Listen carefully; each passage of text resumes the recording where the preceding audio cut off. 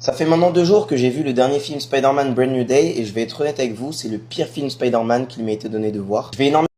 Le mec a osé dire en moins de 4 secondes de vidéo que Spider-Man Brand New Day est le pire film Spider-Man qu'il ait vu, quoi.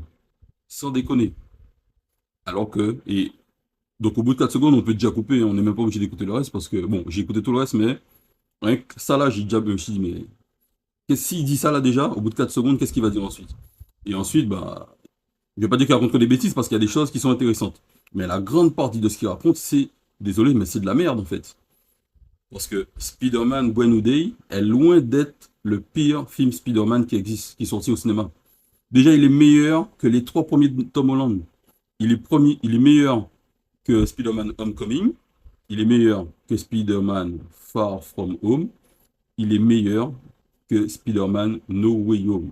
Sachant que Spider-Man No Way Home est le pire film Spider-Man qui soit. Et le pire. Pourtant, moi j'ai kiffé voir Tobey Maguire, Andrew Garfield et Tom Holland dans le même film. Mais c'est le pire film Spider-Man qui ait jamais été réalisé. Donc mettre Brand New Day en dessous de No Way Home, c'est déjà ne pas être objectif.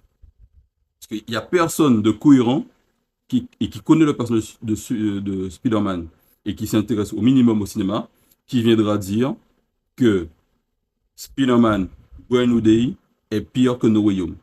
Tous ceux qui disent ça, leurs avis sont frauduleux. Sachez-le. Tous ceux qui disent ça, leurs avis sont frauduleux. Vous pouvez partir du principe que tous leurs avis sont frauduleux. Parce que cet avis est frauduleux. No Way Home est le pire film Spider-Man qui ait jamais été réalisé.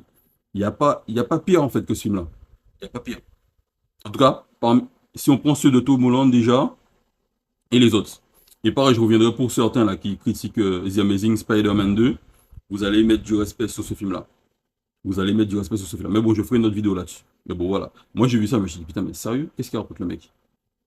Alors que le film, il est bon. Il a des défauts, certes, mais il est bon. Il est passionnant. Moi, j'ai passé un bon moment. Et je suis désolé, Jean Grey est l'un des meilleurs personnages du film. Jean Grey, je le redis, dans Spider-Man No Way Home, est l'un des meilleurs personnages du film. Moi, j'ai adoré son introduction. Et ça m'a donné hâte de voir la suite, en fait. Et le fait que, justement, The Punisher, qui fasse ce qu'il fait dans le film, là, c'est totalement logique avec ce personnage-là. Totalement logique. Et il n'y a pas que le début qui est bien. La suite, la fin, la meilleure partie du film, pour moi, c'est la fin. Je ne vais pas spoil, mais ce qui se passe dans la fin. Et justement, c'est cette fin-là qui m'a fait me dire, c'est exactement ce que Superman aurait dû faire et n'a pas réussi à faire, justement. Et ça fonctionne parce que